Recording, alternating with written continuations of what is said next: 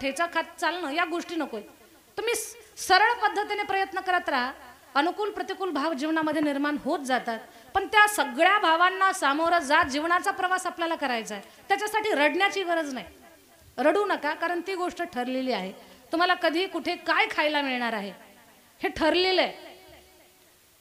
आणि दुसरी गोष्ट, तुमचा जन्म कुठे कोणत्या घरात होणार ही सुद्धा गोष्ट ठरलेली आहे। जन्माला कुठे यायचं डॉक्टर साहेब ही गोष्ट तुमच्या माझ्या हातात नाही आहे। जन्माला कुठे यायचं ही गोष्ट तुमच्या माझ्या हातात नाही, पण जिथे जन्माला आलो ना तिथे चांगली कर्म करून स्वतःचं कर्तृत्व सिद्ध करणं ही गोष्ट मात्र तुमच्या माझ्या हातात आहे। ही गोष्ट करायची आपल्याला सगळ्यांना। आणि हे जीवन आहे ना माणसाचं, हे चांगली कर्म कर्तृत्व करण्यासाठीच मिळालंय, खाऊन पिऊन संपवण्यासाठी नाही भेटलेलं। काहीतरी चांगलं करायचं आहे, लक्षात घ्या, प्रयत्न करत राहा। यश अपयश हा पुढचा भाग आहे, यश अपयश पुढचा भाग आहे। तुम्ही कर्म करत राहा, भलेही तुम्हाला अपयश मिळू द्या किंवा यश मिळू द्या, तुमच्या यश अपयशाचं कौतुक नाही, पण तुम्ही जगले काय, तुम्ही कर्तृत्व काय केलं त्याच्यावरती धडे तयार होतील, ते रेखाटल्या जाईल। तुम्ही काय जगले, तुम्ही काय कर्म केलं, तुम्ही किती लढले, या गोष्टी लक्षात घ्या।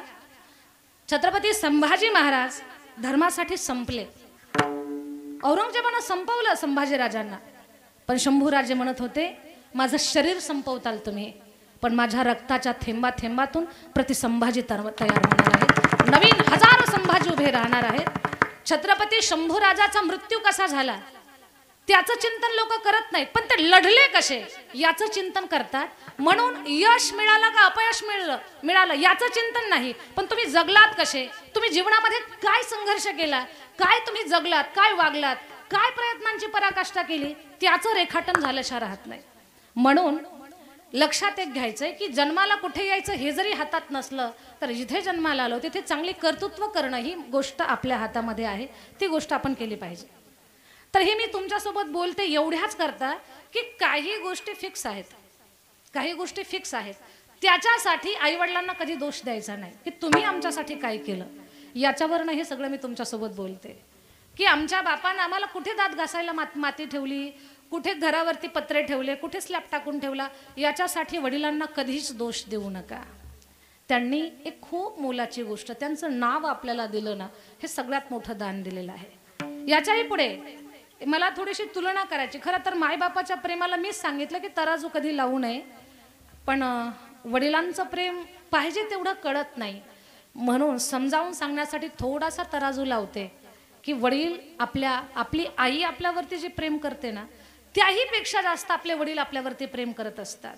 ते आहेत तोपर्यंत नाही हो कळत, पण कुणालाच नाही कळत, ते ज्यांना कळन त्यांना भाग्यवान नाही म्हणणार मी, पुण्यवान म्हणल। ते पुण्यवान आहेत लोक की ज्यांना आई वडिलांचं प्रेम कळतंय। तर वडिलांचं प्रेम सांगण्यासाठी आपण थोडंसं त्रेतायुगात जाऊ, त्रेतायुगात जाण्यासाठी थोडंसं रामाचं भजन करू। जन्म जन्म की खोज बताए राम से चल के राम पे आए, प्रेम कोई हम और न जाने, राम से रूठे राम से माने, राम सिया की करुण कहानी, एक है चंदन एक है पानी।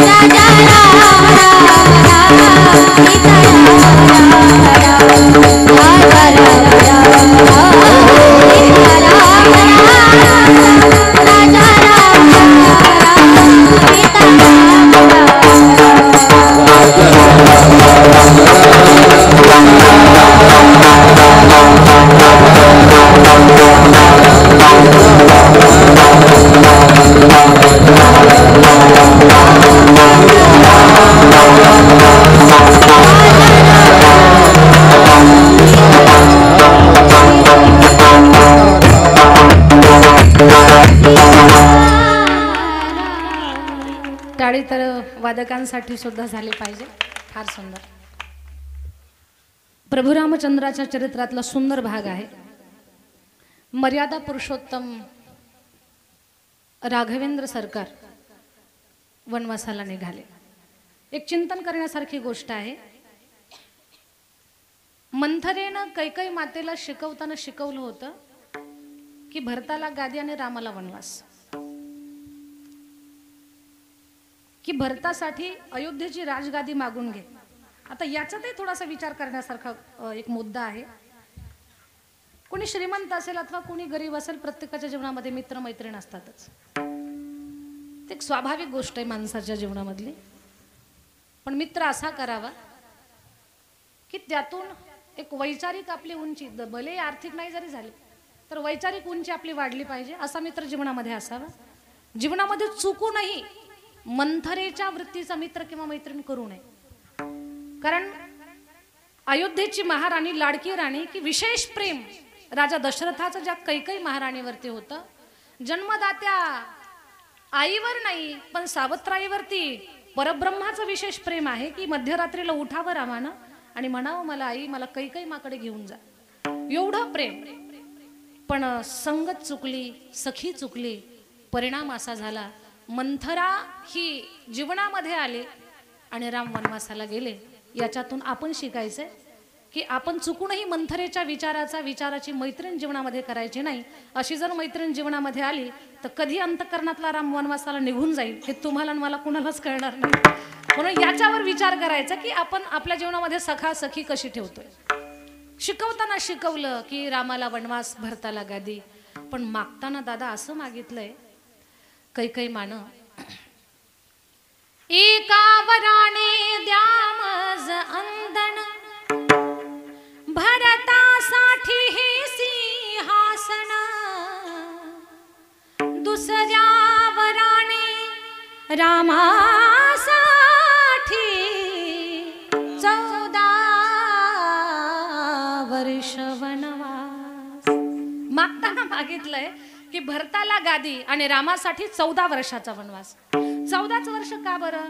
18 नाही, 20 नाही, 100 नाही, 14च का? तर त्याच्या पाठीमागे कारण आहे, माता कैकईची अयोध्येच्या राजगादीसोबत फार निष्ठा आहे. तिला माहिती आहे माझा पती राजा दशरथ फार छान आहे, पण एक कमी आहे माझ्या पतीमध्ये.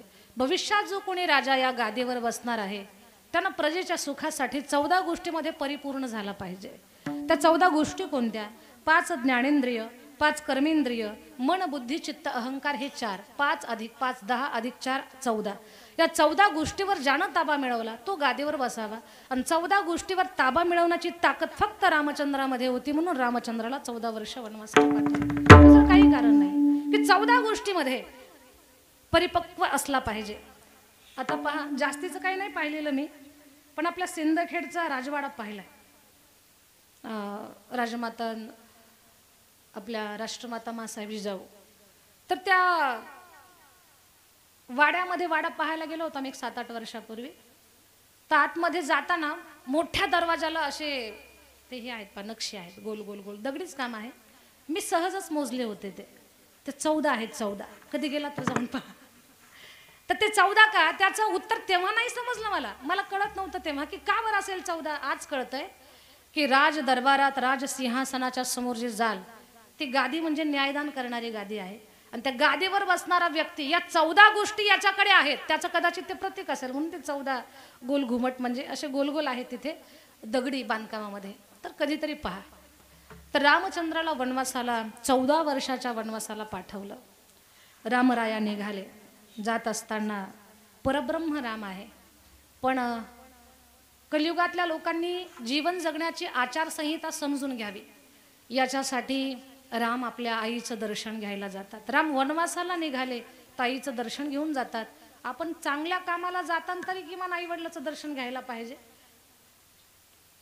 आईकडे आले, मा मला आशीर्वाद दे, 14 वर्ष पुरेल असा.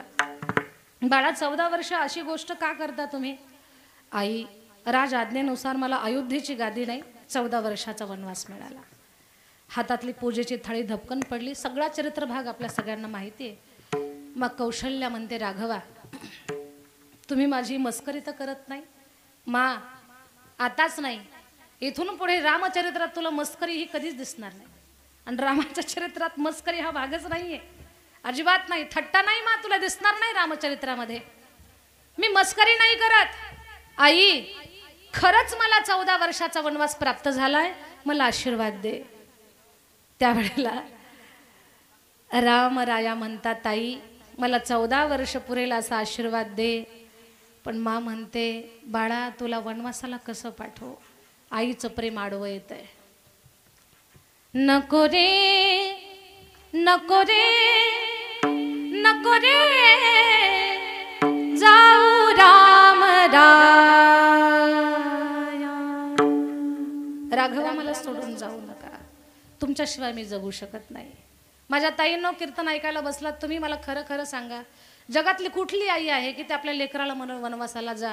बठांमधल्या तरी किमान एक तरी हात उंच करा की तुम्ही म्हणू शकताल बाळा तू वनवासाला जा. आहे का कोणी इथं? जाग्या आहेत का झोपल्या? जाग्या आहात तुम्ही? कुणीच असं म्हणू शकत नाही की बाळा वनवासाला जा. बाळा मी तुला म्हणू कसं तू वनवासाला जा? मी तुला पाठवू शकत नाही. मातृप्रेम आडवं येतंय. आई मला आशीर्वाद द्या. नाही राघवा तुला वनवासाला कसं पाठवू? जायचं असेल तर एक काम करा राम, तुझ्या करे दे मरणच मजसी हो राजावा हो वनवासी. देहा वाचून फिरेन मग मी मागोवा घ्याया. देहाविना मी तुमच्या मागे भटकेन राघव, मला सोडून जाऊ नका. आई रघुवंशाच्या परंपरेला आडव्या येताय तुम्ही. रघुकुलाची रीत माहिती नाही आपल्याला? रघुकुल रीती सदा चली आई, प्राण जाय पर बचन न जाय. प्राण जाय पर बचन न जाय. प्राण जाईल पण वचनभंग होणार नाही. शांत झाली कौशल्या माई. माईनं सांडलेली थाळी उचलली, पंचमहाभूताची प्रार्थना केली. सूर्यवंशी दिनकरा तापून गोरे भास्करा. हे सूर्यनारायण, आईनं प्रार्थना कशी करावी हे सुद्धा शिकून घ्या. सूर्याला प्रार्थना करते, माझ्या राघवाला तुझ्या तप्त किरणांचा त्रास होऊ देऊ नको. धरणी माते माय बहिणी सांभाळावे कोदंड पाणी. धरणी आई माझ्या लेकराची काळजी घे. आणि चुलीतली राख घेऊन देवघरासमोर ठेवून राघवेंद्र सरकाराच्या भाळी लावली आहे. राम वनवासाला गेले, पण राम गेल्यापासून माई कौशल्याची अशी अवस्था आहे. एकच टाहो कसा मला टाकून गेला कसा मला टाकून गेला कसा टाकून गेला कसा मला टाकून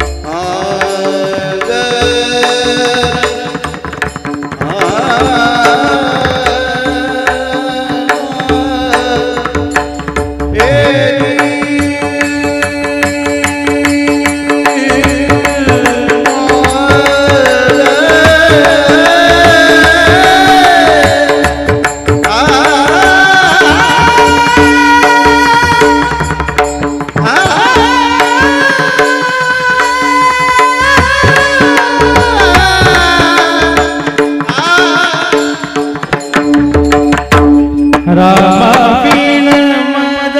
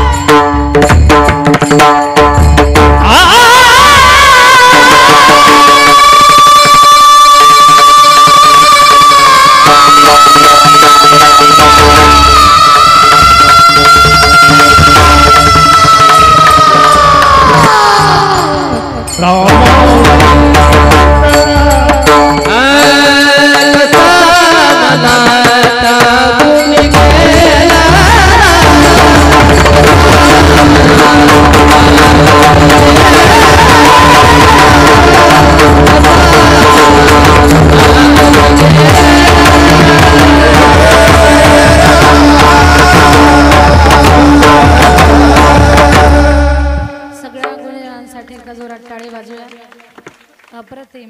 प्रत्येकाच्या गाण्याचं एक भाव वेगळा आहे.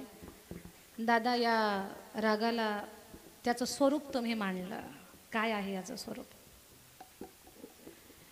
रामा विन मज चैन पडेना, नाही जीवासी आरा, कसा मना टाकून गेला. माई कौशल्या 14 वर्ष म्हणत होते, रामा तुझ्याशिवाय मी जगू शकत नाही. आईचं प्रेम. कुणी म्हणाल मला, वडील सांगणार आहात तुम्ही, आईचंच वर्णन करायला लागलात. आई का सांगते? वडील किती श्रेष्ठ आहेत. आईचं जे प्रेम आहे त्याच्या एक गुणा आगे आहे, पुढे आहेत वडील, ते सांगायचं मला. तर माई 14 वर्ष म्हणत होती, राघवा मी तुझ्याशिवाय जगू शकत नाही. ऐकणाऱ्यांना टेन्शन येऊ देऊ नका. हे असंच होणार आहे. आता हे कीर्तन जे चाललंय ना, हे भले तुम्हाला समजू देत नाही समजू दे, इथे काय चाललंय आम्हाला समजतंय. तुम्ही फक्त टेन्शन येऊ देऊ नका. हो ना, हे बाकीच्याला टेन्शन यायचं काम आहे. काहीच वेळ नाही लागणार, नेमकं चाललंय काय इकडं. थोडं थोडं तुम्हालाही समजेल असं, आणि हे आमच्यातलाही आम्हाला आनंद घेता येईल. हे असा संगम चाललेला आहे थोडासा. तर पठाण टेन्शन घेऊ नका तुम्ही, फक्त ऐकण्याचं काम करा. माई 14 वर्ष म्हणत होती, रामा मी तुझ्याशिवाय जगू शकत नाही. 14 वर्ष, खरं सांगते 14 वर्ष फक्त म्हणतच होती मी जगू शकत नाही. पण बापाला जगणंच झालं नाही. बापाला जगणंच झालं नाही. 6व्या दिवशी राम राम राम राम राम राम म्हणून प्राण त्यागला. क्षमा करी तू मज कौसल्ये, क्षमा सुमित्रे पुत्र वत्सले, क्षमा प्रजाजन करा चाललो, सुख दुःखाचा पार. माफ करा मला, मी तुमच्या सगळ्यांचा प्राण, तुमच्या सगळ्यांचं सुख, तुमच्या सगळ्यांचं समाधान, तुमचा श्वास वनवासाला पाठवलाय. मला माफ करा. आणि राम राम राम म्हणून 6 दिवसात धिप्पाड देहाचा, धडधाकट शरीराचा. बरं त्या काळात काय अटॅकचं प्रमाण थोडंच होतं. अटॅक नाही, बीपी नाही, शुगर नाही, बोलदंड शरीर आहे. धिप्पाड देहाचा राजा दशरथ आहे. बुद्धिमान आहे, वेगवान आहे, बलवान आहे, कसल्याच गोष्टीची कमतरता नाही. पण लेकरू वनवासाला जाण्याचं दुःख असं अंतःकरणाला लागलं की राजा दशरथानं 6 दिवसामध्ये पुत्रवियोगामध्ये जगाचा निरोप घेतला. याला म्हणतात बाप. की 6 दिवसामध्ये जगाचा निरोप घेतला. आई फक्त म्हणत होती मी जगू शकत नाही, पण बापाला जगणं झालं नाही. हे बापाचं प्रेम आहे. कुणी एवढा खोलवर विचार करत नाही की अरे बाप म्हणजे फक्त धाक, भीती. बाप काही राक्षस आहे का बरं आपण तशा भूमिकेत तशा नजरेनं त्याला पाहावं? त्याची भूमिका अजब आहे. नेहमीच एक चारोळी आपण ऐकतो, डोळे मिटून जी प्रेम करते तिला प्रियसी म्हणतात. डोळे मिटून जी प्रेम करते तिला प्रियसी म्हणतात. डोळे वट्टारून जी प्रेम करते तिला पत्नी म्हणतात. डोळे मिटेपर्यंत जी प्रेम करते तिला आई म्हणतात. आणि डोळ्यामध्ये धाक दाखवूनही, धाक आणि प्रेम हे विरोधी गोष्टी आहेत. त्या एका याच्यात कशा बसतील? पण हे ज्याला बसवता येतात ना त्याला बाप म्हणतात. धाक दाखवूनही ज्याला प्रेम करता येतं तो बाप आहे. त्रेतायुगातला बाप आपल्याला कळाला. काय प्रेम आहे, जबरदस्त. लेकरासाठी प्राण सोडला. विजांचा कडकडाट, ढगांचा गडगडाट, वीज चमकली तरच रस्ता दिसावा. हजारो वर्ष बेडांनी जखडलेलं शरीर आहे. 6 मारले, आता 8वं मरू द्यायचं नाही. पडत्या पावसात पूर आलेल्या नदीमध्ये लेकराचा जीव वाचवण्यासाठी स्वतःचा जीव धोक्यात घालणारा बाप कोण आहे? वसुदेव महाराज. आज सारं जग म्हणतंय श्री कृष्ण गोविंद हरे मुरारे, हे नाथ नारायण वासुदेव. हे सगळं जग भजन करतंय, पण ते भजन करण्यासाठी ती देवमूर्ती साकारली त्याच्यासाठी बापाचं योगदान आहे. बाप घेऊन गेला नदीच्या पलीकडे. हा बाप आहे. छत्रपती शिवरायांच्या चरित्रात घडलेला प्रसंग आहे. औरंगजेबाच्या नजर कैदेतून महाराज आग्र्यातून सुटले, महाराष्ट्रामध्ये आले. महाराज आले होते पण महाराजांचं काळीज पाठीमागे राहिलं होतं. कोण काळीज? छत्रपती संभाजी महाराज. महाराज विचार करायचे की माझं लेकरू पाठीमागे. राजा होता पण बाप होता ना. राजा होता पण बाप होता. तो बापाचा जीव कसा विसवायचा? माझं लेकरू कसं असेल, कसं येईल, इकू कमी करत होता. आणि मग रोज एक बातमी यायची की आज इथला गस्त वाढवला, तिथला पहारा वाढवला, 8-10 वर्षाच्या लेकराच्या चौकशा केल्या. काय वाटतं तुम्हाला, काय केलं असेल छत्रपती शिवाजी महाराजांनी शंभू बाळाला सुखरूप स्वराज्यात आणण्यासाठी? तर ऐका, आपल्या लेकराचा जीव वाचवण्यासाठी महाराष्ट्राचा राजा, की जो राजा शास्त्र मानत होता, ज्या राजाला पुराणं मान्य होती, ज्या राजाला महाराष्ट्रातली प्रत्येक रीत रिवाज मान्य होती, या रिवाजासाठी तर सगळा संघर्ष होता. तर छत्रपती शिवरायांनी आपल्या लेकराचा जीव वाचवण्यासाठी जिवंत लेकराचं श्राद्ध घातलं. 350 वर्षापूर्वीची गोष्ट आहे. आता अलीकडे लोक शास्त्र मानायला तयार नाहीयेत, तरी पण श्राद्धाचे मंत्र बोलताना जीभ कापरी होते, हात थरथर कापतात. त्या काळामध्ये 350 वर्षापूर्वी शिवाजी महाराज लेकरासाठी जिवंत लेकराचं श्राद्ध घालतायत. औरंगजेबाला कळालं की शंभू बाळ मेला. म्हणजे देवा, तुझे किती मोठे उपकार आहेत माझ्यावर. जे मला काम करायचं होतं ते तर तू केलं. कारण शिवाजी माझ्या हातातून सुटले त्याचं दुःख मला नव्हतं. कारण त्यांचा जो मुलगा होता ना शंभू बाळ, हा बाप जर शेर आहे तर पोरगा 1.25 शेर होता. हा प्रति सूर्यासारखा आहे. छत्रपती शिवाजी महाराज जर सूर्य असतील तर हा शंभू बाळ चैत्रातला सूर्य आहे. एवढा कठीण आहे, आग ओकतोय. आजपर्यंत आलमगीर बादशाह औरंगजेबाच्या नजरेला नजर लावण्याची ताकद कुणाची नाही, पण या 9 वर्षाच्या पोरानं माझ्या नजरेला नजर भिडवली. याच्यावरूनच या लेकराची ताकद मला कळाली. तो माझ्या ताब्यात, पण तू मारलो देवा त्याला. मला खूप आनंद झाला. देवाचे आभार व्यक्त करत होता आणि आभार व्यक्त करत असतानाच त्यानं निरोप पोहोचवला. आता आपल्याला पहारा वाढवायची गरज नाही, पहारा शिथिल करा. पहारा शिथिल झाला. शंभूबाळाची वाट मोकळी झाली. शंभूबाळ थेट स्वराज्यात पोहोचले. आनंदाची तोफ वाजली आणि मग कळालं शंभूबाळ जिवंत आहे. या दृष्टांतातून काय शिकायचं आपल्याला? तर याच्यातून शिकायचंय बापाचं प्रेम, की लेकराचा जीव वाचवण्यासाठी जिवंत लेकराचं श्राद्ध घालणारा जगातला, या कलियुगातला पहिला बाप छत्रपती शिवाजी महाराज. वडिलांचं प्रेम अद्भुत आहे. माझं कीर्तन तर पूर्ण झालं, आता वेळ संपली. वडिलांचं प्रेम अद्भुत आहे. फक्त बापाला कधीतरी समजून घेण्याचा आपण प्रयत्न केला पाहिजे. आईच्या डोळ्यातले अश्रू दिसले की माणसं हळवी होतात, आणि बापाचा चेहऱ्यावर राग दिसला की माणसं कठोर होतात. तसं नकोय. कधीतरी बापाला समजून घेण्याचा आपण प्रयत्न केला पाहिजे. अद्भुत त्यांची भूमिका, त्यांचं स्थान, त्यांचं समर्पण, या सगळ्या गोष्टी अद्भुत आहेत. माझी वाणी लहान आहे की मी बापाचं वर्णन करते, वडिलांना मांडण्यास शब्दामध्ये मांडण्याचा प्रयत्न करते. माझी वाणी, माझा शब्दकोश, माझा अभ्यास कमी आहे. बाप याच्याही पलीकडे आहे. तो फक्त थोड्याशा अंगाने मी तुमच्या समोर मांडण्याचा प्रयत्न केला आहे. आणि खरंच धन्य बाप म्हणावा लागेल गोवर्धन तात्या, की त्यांच्या स्मृतीमध्ये आज त्यांचे पुत्र शरद महाराज, तसे 2 मुलं आहेत, विश्वंभरजी देवडे आणि शरद महाराज देवडे. तर शरद महाराजांनी वडिलांच्या स्मृतीमध्ये एवढी सगळी महाराष्ट्रातली मातब्बर मंडळी या गावामध्ये या कीर्तनासाठी एकत्र आणली. खरं तर म्हणजे शरद बाबांचं हे कौतुक आहे की त्यांनी प्रेमानं माणसं जोडली, पण हे गोवर्धन तात्यांचं सुद्धा पुण्य म्हणावं लागेल की एवढी माणसं त्यांच्या पुण्यस्मरणासाठी गावात एकत्र आली. आणि आणखी किती बोलावं, काय बोलावं.